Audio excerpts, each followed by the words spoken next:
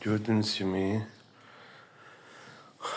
mansard tipli evdi ve gayri standart mansardı. Yani bu gördüğünüz gibi biz bu falqanı kırmızı xətti ve gümüş olan falqa hissəsini dəmir şifr tərəfə vururuq və gördüğünüz kimi bu nəticə alınır.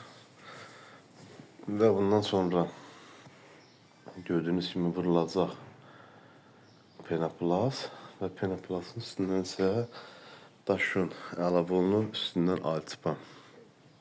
Yani burada bir şey nəzərdə çatdırırım ki, tam ehtiyatlı olmaq lazımdır. Çünkü burada hava daxil olmamalıdır. Eğer hava daxil olsa orada kondensasiya baş verir. Buxar su halına çevrilə bilər.